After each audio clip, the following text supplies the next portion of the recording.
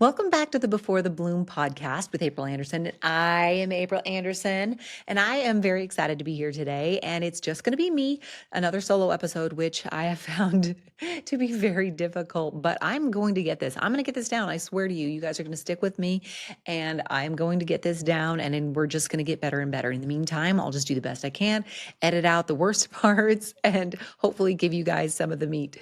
But today, the topic that I wanted to talk about is that we train people how to treat us. And what does that really mean? Let me just take you back a little bit in time to when I was a kid. I was raised in a small town in rural Colorado. I have 9 brothers and sisters, 8 of which same mom and dad, and then dad had a son before he married my mom, and he never lived with our family. And so, in our nuclear family, 9 kids was the most kids that ever lived in the house at the same time at any given moment. And then, of course, there was a solid like 18 or 17 something years between the oldest and the youngest of those 9. And so there was always a variation of how many people was living in the house at any given moment. But in the early years, there was a ton of kids, and we lived in a 3-bedroom, 1-bathroom house with not a lot of resources and a lot of chaos, frankly. My dad was a forest ranger in the summer. He worked in the coal mine during the winter. And my mom cleaned church buildings, office buildings, and other things just to kind of make ends meet and keep everything afloat. We as the kids would try to pitch in wherever we could. I remember helping my mom clean buildings when I was, I don't even know how young, but young, like a kid, like 8, 9, probably, helping my mom just do whatever needed to be done. And our whole life, I'll just call a spade a spade. Our whole life was really just based around survival. How are we all just going to get through this thing and make sure that everybody comes out alive on the other end? It was about survival. And when you have that many kids in that small of a space, and it's that small of a town, and there's a lot going on. And I'm number 6 out of those 9 kids. I'm number 6. And so obviously there's 5 kids older than me, and there's 3 kids younger than me. So by the time I get to those years where you start to remember, what your life is like and what's going on, older ones are becoming teenagers and the younger ones are still babies and toddlers and need, both of those. You need your parents in an extreme way during those years. I always tell people that the best age for your kids is from 6 to 11 because they don't necessarily need all your physical attention, but then they know how to buckle their own seatbelt and feed themselves and take their own shower or whatever. It's easier, for you as a parent. And so looking back on those ages when I was between 6 and 11, I was kind of parenting myself because at that point I had siblings that were teenagers, and those guys are little jerks sometimes. And we know how that goes, parenting teenagers and everything that they need and what they do. And then we all know how it is to have babies and toddlers and just how much physical work and exhaustion that is. And here, my parents had both of those at the same time when I was in that whole 6 to 11 range.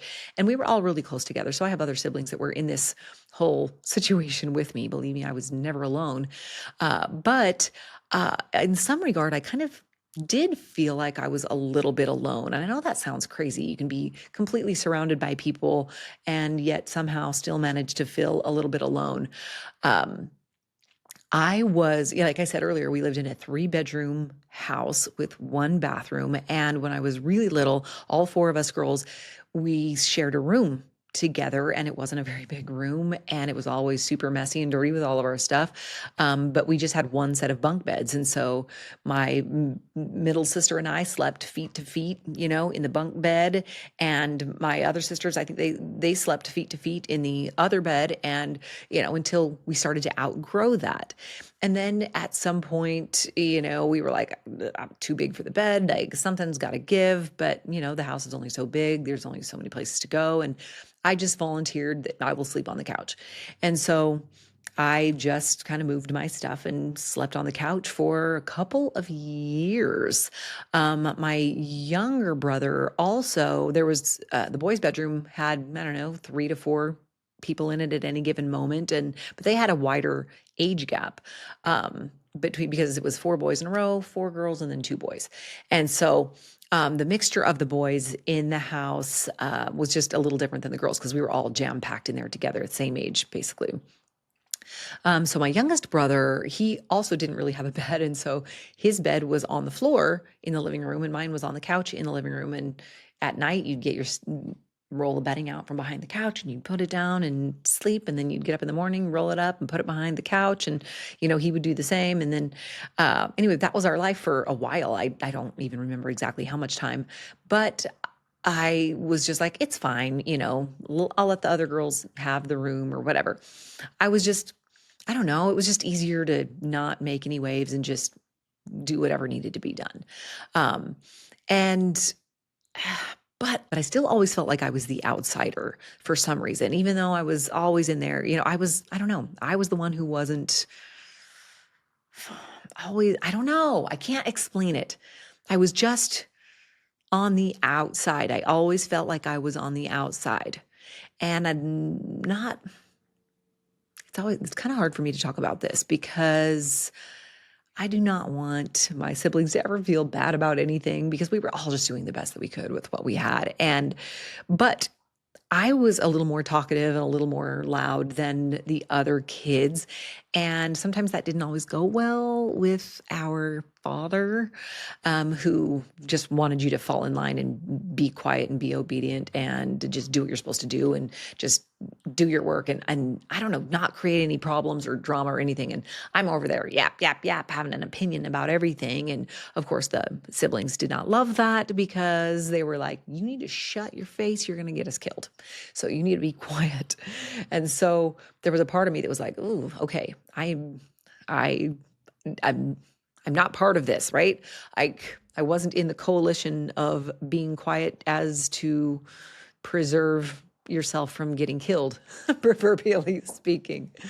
And so I don't know, I just always had a different viewpoint, it seems. And there were times when my siblings were like, you don't even get to be in the room. We're going to take all your crap, throw it outside in the yard. And just, I don't know, it was the craziest time. And I do not hold any of this against them at this point in time, but it was a crazy time when I was a little kid. I was 100% an outsider as a kid. Well, turns out a few years later, one of my sisters was going to move to Arizona. And frankly, I'm not even sure why. Um, I'm not sure why, because my family didn't talk about a lot of things. And if there was something going on, it was always kept from the other kids. Just, I don't know. I always felt as a kid, I was kind of left in the dark and I didn't really know what was going on a lot. Anyway, they were like, oh, your sister is going to move to Arizona to live with your aunt. And for some reason, and I was like, wait a minute. And something had happened at home, and I will save that story for another episode. But I was like, you know what? If she's leaving, I'm gonna leave too. I was 14 at the time, and so I was like, all right, yeah, like I'm I'm done here. Let me go. So my parents, being super overwhelmed and a bunch of kids, and one of them's leaving, and now there's an opportunity to have one less kid off your plate, then I guess it wasn't that bad of an idea, right? So my sister and I moved to Arizona. We moved in with my aunt, who lived in a small town in northern Arizona, and she managed a motel at the time. And my cousin, her daughter, lived there too. She was the youngest of her kids, and so it was me and my sister and my cousin. We all shared a room and lived at the motel. And anyway, I could talk forever about this, but this is just kind of a brief overview. So at that point, I was already becoming a very independent person. I was already an independent kind of a kid. I didn't need anybody. I had been through enough crazy things where it's like, yeah, ain't nobody coming to rescue me. Like, I'm on my own here, and now I'm in Arizona and still feeling very much on my own. And knowing that my mom and dad had so much on their plate that they had to deal with other kids, other situations. And like, I don't know, I was independent. I had it handled. And because I always had it handled, it was just, well, they just let me do my thing, and I didn't really get into any trouble to speak of, or any blatant trouble. Nothing, yeah, nothing that was visible anyway. And so, in my parents' mind, it was like, I just don't worry about her. I was just kind of, don't worry. She's fine. She's fine. We don't need to worry about that, worry about her, anything. And which was, I mean, at the time, it just, I don't know, you grow up in survival mode, you're okay. You just do what you got to do to take care of what you got to take care of and just know that your parents are doing what they got to do.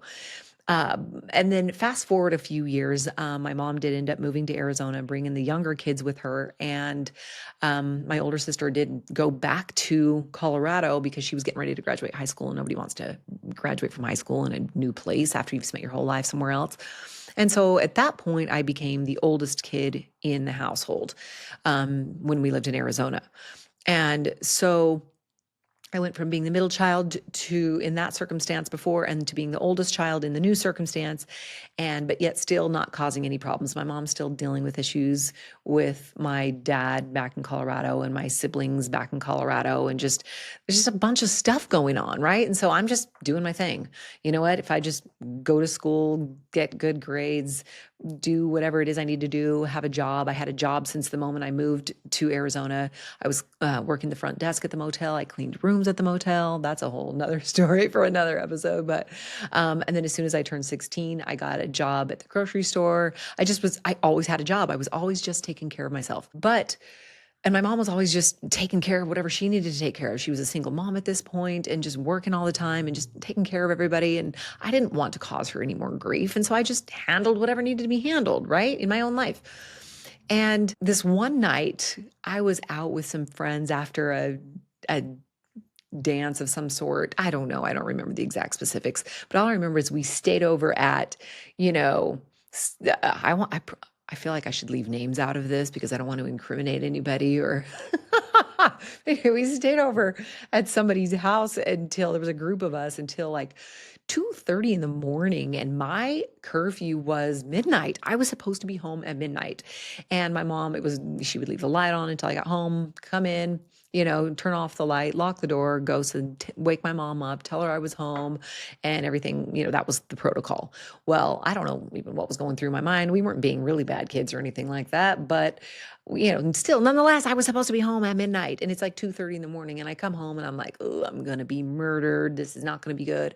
I go and I wake my mom up and I'm like, ooh, I'm home. She looks at the clock and she's like, well, it's late. She's like, but I'm just glad you're home safe. Good night. And I was like, what? Are you freaking kidding me right now? Like, most kids would have been jumping for joy. I, on the other hand, was like, I was kind of pissed.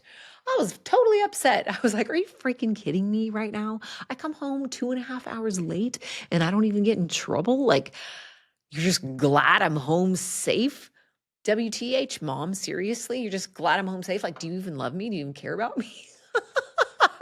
I know that sounds absolutely absurd, but that's exactly how I felt in that moment. It was like, oh my gosh, I don't know. I just felt in that moment that it was like, wow, like, I don't know, I straight up, I'm on my own here.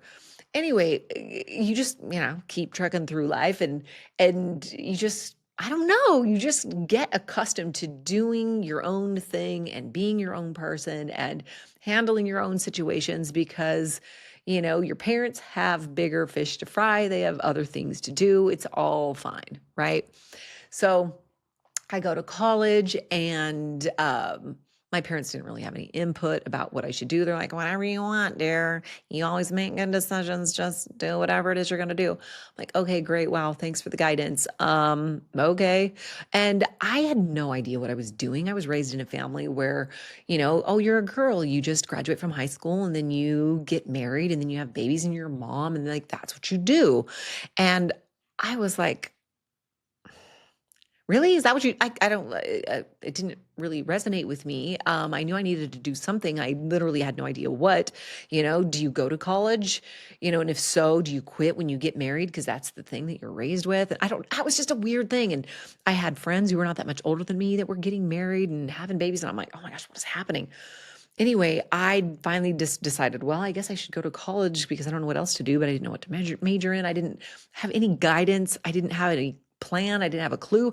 I literally was just winging it and try to, I don't know, making stuff up as I went. And so I ended up at Eastern Arizona College, and I was in choir all through high school, and I had applied for a choir scholarship and did a little audition, and I have no idea why. I mean, yeah, I guess I can sing in a choir, but I am not a performer per se. But anyway, they gave me a scholarship for singing in the choir, which I have no idea why. I did not feel worthy of a scholarship for choir, but anyway, nonetheless, I went to EA, sang in the choir. It was a really great time. But as far as the academic part of it was concerned, I had no idea what I was doing. I had no idea what I was studying. My self-esteem in the brains department wasn't very big. I never felt like I was very talented or very smart. My friends in high school, they were all geniuses. And, one of was the salutatorian, the others were graduating with honors and taking AP classes and all this stuff. And I'm like, I got what do you call it? I got an award for um, outstanding performance in typing. So my motor skills, were very good. I could type very fast and accurate. So I did not feel like I had much talent or brains. And so I get to college, and everyone seems smarter than me. And I'm just like feeling clueless. And I, I don't know, as soon as any class got hard or difficult, like biology or college algebra, I start freaking out and dropping classes because I'd rather quit than fail. And I don't want to fail, and I don't know what I'm doing, and I'm scared, and I don't think I'm smart enough. And it was just a whole big thing. And I end up not graduating from EA. I feel like, oh gosh, I've been here for 2 years. I didn't accomplish that much. I can't continue to stay here at this 2-year college and feel like a loser. So I guess I'll move to Mesa and live with some of my friends there. So of course, there's more stories in all of this, like very defining moment type stories, but I'll tell those later. Anyway, so I finally decide that maybe I should go back and get my associate's degree at Mesa Community College. So at this point, I've been out of high school for like 4 years, and decide, okay, well, maybe I should finish my associate's degree. So I finally go back to Mesa Community College, get my degree, my associate's degree. And it doesn't seem like a big deal. I was graduating with honors, by the way, because I did figure out that I liked the classes that I did like, and I was good at the classes I was good at, as long as it wasn't like math or science. And so the classes that I did take, I quit all the hard ones that I was not going to get a good grade in. And so the ones I did finish, I got very good grades. And so I was actually graduating with honors at this point. But I don't know. I had been trained my whole life. And had I been trained, or was I training myself? I'm not sure, but that's kind of what we're here to talk about, a little bit of the messiness and how this all came to be. So I'm graduating from Mesa Community College with academic honors, right? But I don't feel like it's an important enough milestone. And so not only do not attend, I don't invite anybody to be a part of it, but I don't even attend. I don't even attend my own graduation, even though, I don't know, is it a milestone? I guess everything's relative. My older brothers had done bigger and better things with their college educations. And so I felt like if I wasn't doing what they were doing, and 4 years worth of some bigger degree, that it was of little or no value. So I didn't even go to my graduation ceremony uh, for my associate's degree. So then I decide I'm just going to work for a little while, because I had a good job. It's all relative. Once again, I had a good job for how old I was and for my lack of formal education back in the late 90s. It was vital. You need a degree or you're not going to have any good job. And so I was in this job, and I was getting promoted to places where were not bad, especially for how relatively young I was. But then I finally decided that if I really wanted a career and really wanted to go somewhere I was working in the student loan finance industry at the time. I was like, I need to graduate from college. I need to get a degree.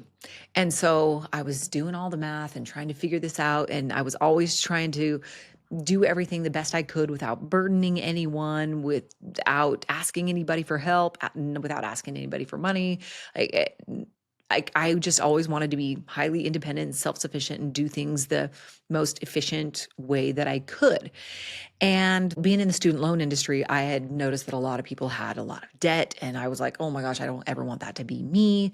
And so I've got to figure this out. I've got to figure this out in a way that will be better for my future. And so I start researching everything, and it turns out that I came at I it was a genius plan. I'm going to be honest. I feel like it was a genius plan because I figured this whole thing out. I was like, okay, I want to come back to this industry, but I don't want to be gone for too long. I just can't imagine or bear the thought of me just being a regular student and dragging this out and living the college life. Because at this point I was like 26 years old, right? So I have got to figure this stuff out. I'm feeling I'm feeling like I don't know. I'm feeling like a loser at this point because I'm 26 years old and still not graduated from college. But I figured it out to where, okay, if I took like a little vacation from work, I figured it out that if I took, it was the intersession, summer intersession or something like that. It was like a 2-week course. And if I took a vacation hours from my job and just went up to NAU and took this one class, I could get 3 credit hours knocked out in 2 weeks because I needed 54 credit hours to graduate. So I take this course for 2 weeks in Flagstaff. And of course, I didn't want to burden anybody. So I rode the freaking Greyhound bus. Oh, help me. That was disgusting. I will never ride a Greyhound bus again. But anyway, all these independent stories for another day. But I got that credit. Then I came back, went back to work, and then signed up for 2 summer classes at ASU that I could take at the campus while I was still working at my day job here in town. And so I think we're at 9 credits in. And I moved to Flagstaff. So I quit my job. I officially quit my job. It was terrifying because I've been financially supporting myself since I was like 14 here. And so I am terrified to quit my job, but I was like, nope, just get it done as quickly as possible. And my husband at the time was getting his master's degree in business at NAU. So we moved up there and we're living in married housing. And I was just like dead set committed. I had gotten a job at the financial aid office at the college so that I could stay in the same field because I wanted to keep working in the field that I was in, but I needed needed a degree if I wanted to get anywhere with any, like rank, if you will.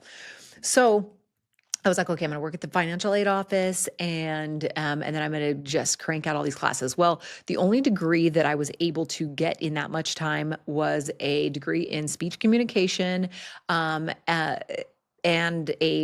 with a minor in sociology, because those were just the classes that I already had under my belt, the ones I took at Mesa Community College and got good grades in.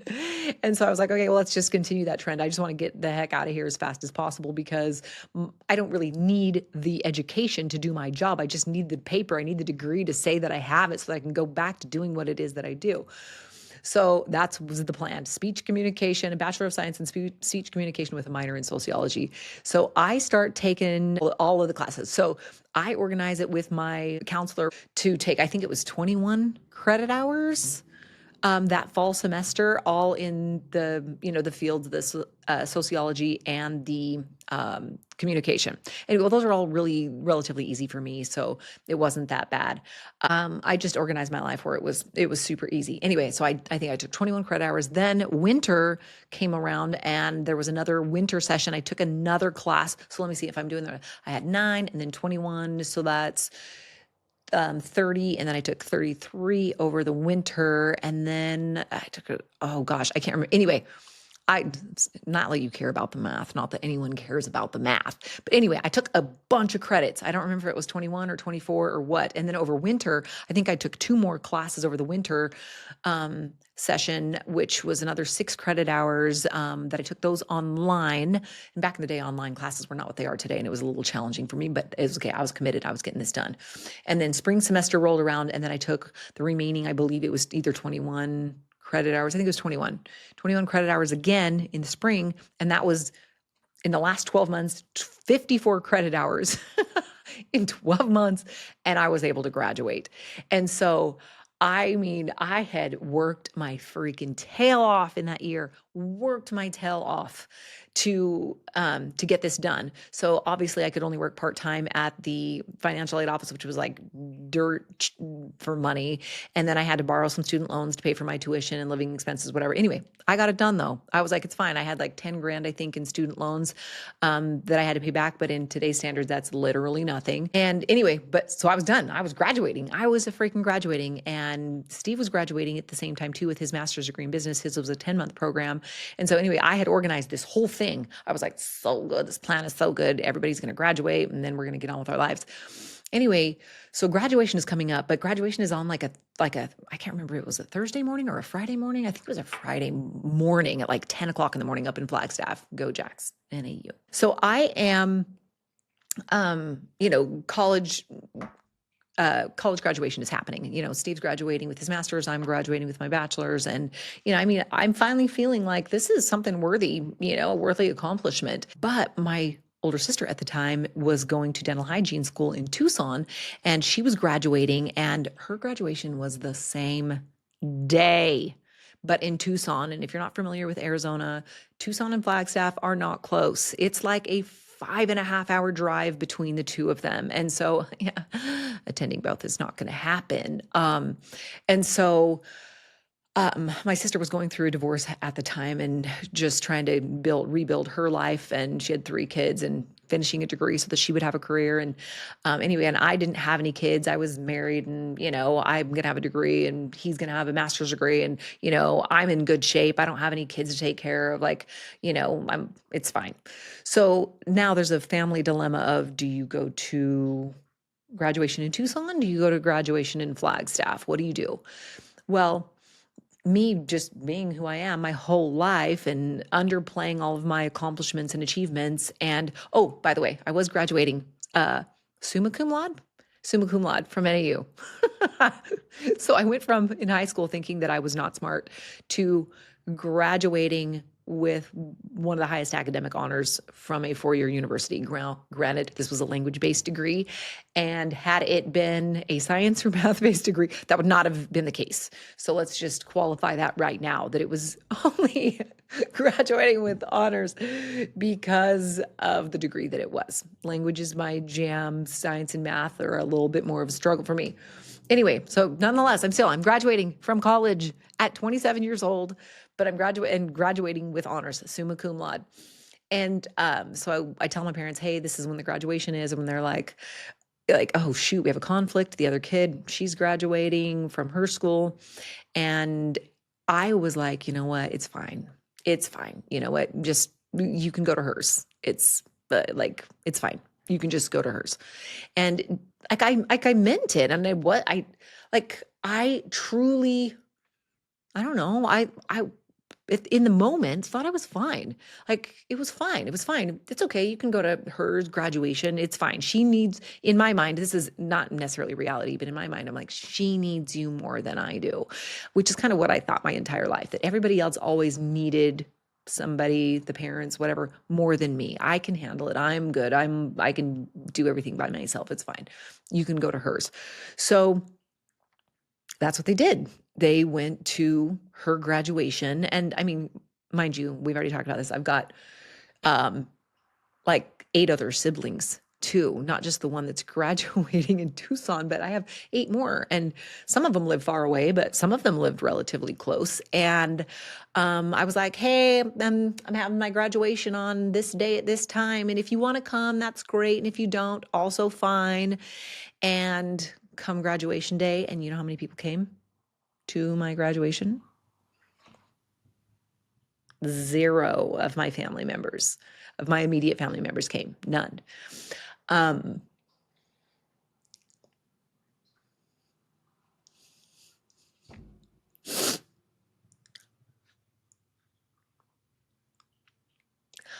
don't even know why I'm letting this get me choked up right now, because it's been years. It's been like 18 years. Anyway, okay. So back to the story. So Steve was also graduating. And so his parents came, and I believe his grandparents came too. and his sister came.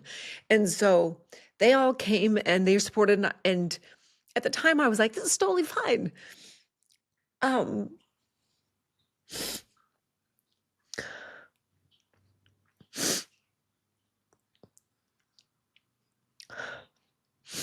I don't even know why I'm crying about this. I really don't. I 100% thought I was over it. But anyway, okay. Shake it off. All right, we're good. Okay, so we're at graduation, and Steve's parents came, and his grandparents, and his sister, and which was great because they were all, there to support us, and it was great. And we all did the graduation thing and went to dinner and everything, and then immediately packed up all of our stuff. I think they brought a trailer, and we immediately packed up all of our stuff and drove back to Phoenix. And I had already had jobs lined up. I had applied for 3 different jobs, and I had gotten all 3 jobs. And it was like an incredible place to be in my career at the time, because I was like, oh my gosh, I get to choose. I applied for 3 jobs and I got 3 jobs, and I got to choose. And so I chose the one that I thought would be the most challenging, which is another story for another day. But anyway, I guess just who I am as a person, it's like, don't take time to celebrate. It doesn't matter if anybody celebrates with you. You don't need to take the time to, sit with this and just, finish it, get on with your life, pack up your stuff, get the hell out of there, get back to working, because that's what this whole life is about. It's survival. The whole way that I was raised is about survival. So, we had lunch at like the Sizzler. I don't even know. I probably wasn't the Sizzler. I don't know. That was just the first thing that came to my mind. But the celebration was incredibly minor. Very minor, and not one single member of my immediate family was there. But it was fine, because I told them that, hey, it's okay. I understand. It's during the week. It's during the day. If you can't make it, it's totally fine. I gave every single person in my life, every single one of them, I gave them permission to not support me. I gave them permission to not show up for me. And so I couldn't even hold it against anybody. It was like the weirdest thing. And I don't know, it just like, it didn't seem hurtful in the moment. But then as the years went by, and I would tell the story or whatever, and people were like, none of your family members came to your college graduation. I'm like, nope. And they're like, well, they're a bunch of jerks. I'm like, well, they're not jerks though, because you have to understand how we were raised and where we came from. And some of them couldn't have come even if they wanted to, just because of the proximity. And the rest of them, I gave them permission. I gave my parents permission to attend to the other graduation. I told them to. They did what I told them to do. And my other siblings were like, oh, well, I guess if it's not that big of a deal to you, then yeah, I got to work today, so it's fine. And so it took me years of processing this particular scenario, to where I was like, I would joke about it a lot. I'm like, whatever, nobody came to my graduation, but it's fine. I'm not bitter about it at all. Not bitter about it at all. And everyone's like, yeah, I can tell. I can tell you're not bitter about this. And it's been, I graduated from college in 2004, and so it's been longer than whatever I said earlier. 2004, I graduated from high school in 94, graduated from college in 04, and now it's 2025, pushing 2026. So it's been a long time. And, the first 10 years, I would say, were the most, I was the most mad, if you will. Granted, me being mad is kind of low key, but still, I was like, it would come up all the time, and I'd be like, whatever, it's friggin' jerks. Nobody came to my college graduation. And then, but then the last 10 years or so, I'm like, you know what? No, I understood more fully that I allowed this. I allowed it. Not only did I allow it, but I promoted it, and I gave everybody in my and I gave everybody in my life permission to not show up for me. I was giving them permission to not show up. It's okay to not come support me. It's okay. It's not that big of a deal. And so I learned a lot of things from from those particular experiences where it's, I don't know, it's, it's kind of a crazy scenario for me to kind of revisit, um, where it's like my mom wasn't worried about me when I was in high school. It wasn't because she didn't love me. It was because I had just created the expectation that nobody needs to worry about me. I created that. You don't need to worry about me. And so therefore she didn't worry about me. And as a teenage mind, I took it as she doesn't give a crap about me. But I had created a world where she didn't need to worry about me. And then fast forward 10 years, 11 years to my college graduation, and I created a world where nobody needed to worry about me. And so, goodness gracious, why am I crying? I don't even know who I am right now. I'm not a very crying kind of a person, but anyway, but I created the environment. I created it. And it took me a minute to recognize it, that it was like, one, I need to give myself more credit for the accomplishments that in my life, that I do need to celebrate my wins, and that the accomplishments are worthy of being celebrated in and of themselves. I mean, I graduated summa cum laude with a 4-year degree. Like, not everybody does that. And of course, here I am always, underplaying that even too, because the degree wasn't hard enough or difficult enough or whatever. But like, I'm always underplaying the accomplishments. And also, if they're not that important to me, then they're not going to be that important to somebody else. And so I had to start realizing that, one, I need to start giving more importance to the accomplishments that I achieve, that I need to give them value. And if I want acknowledgement and support from other people, well, then I need to invite that. I need to invite them to be a part of it. People around you, they want to support you. People want to support the people around them. That's what they do. People want to be supportive. And my mom used to always say, "Hey, the squeaky wheel gets the grease," and she's right. She's so right. My mom has a lot of funny sayings, and I'm sure we'll be hearing lots of those over this podcast. But the squeaky wheel gets the grease, and I never wanted to be the squeaky wheel. I didn't want to create any difficulty in anybody else's life. I didn't want to make somebody show up for me. I didn't want to inconvenience anybody or cost them any time or gas money or lost work or anything. I didn't feel like I was worthy of anybody else giving up their time and energy for me. And and so that's about me. That's not about them. That's about me. And so over the years, I've had to come to grips with, like, my accomplishments are important, and I do need to celebrate them. I do need to celebrate my wins. And life is not all about work, and you do need to celebrate the milestones, and you do need to invite your people into your world to care about you, and let them know that you need them, let them know that you want them there. And I'm telling you, be careful what you expect from people, because they often will not let you down. And if you expect them to show up for you, they will show up for you. They will show up for you in fine fashion. If you expect them not to show up for you, then they will either, consciously or subconsciously not be there in some way, shape, or form. And it's less about them than it is about you and what you expect and the energy that you're putting out there into the world about, this is how I expect the people in my life to show up for me. I'm going to show up for myself in fine fashion. And I know that the people who care about me are also going to show up for me. And, that, I don't know, it's kind of, I don't know, it was a crazy realization to come to. And I'm still working on this every day. I have not got it all figured out.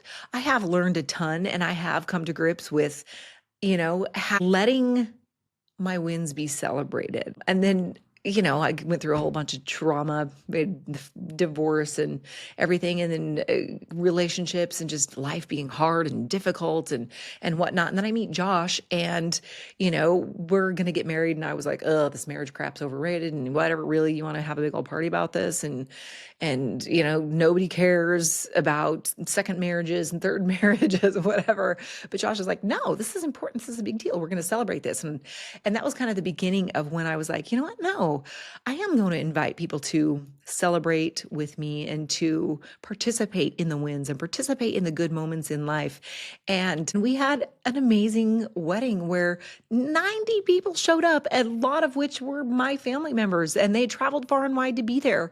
And the difference between, college graduation and my wedding to, with Josh, it was what I allowed and what I felt I deserved as a person and as a family member to be supported. And so oftentimes we want to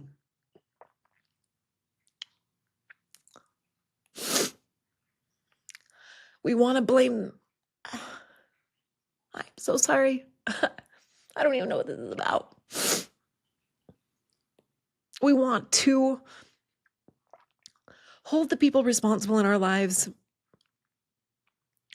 for not showing up for us. But at the end of the day, it's not really about them. It's about us. How do we feel about ourselves? And do we love what we are doing? And do we feel like what we are doing is worthy of being recognized and noticed and supported? And how well do we communicate those things to the people around us and to our loved ones? Do we communicate to them that, hey, I need your support. I want your support? Because if we don't, it's like you can't hold it against them because they don't know what you are missing or what you are needing and not getting if you don't communicate to them that that's what you need.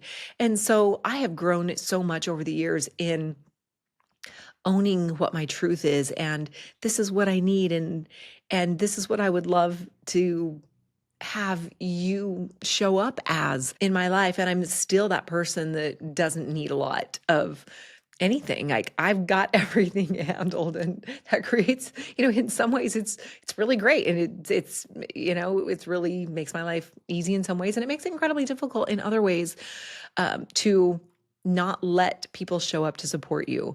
So I know this isn't I didn't even really have a really good outline for this episode, but I just wanted to share that story with you about how people show up for you because of how you show up for yourself.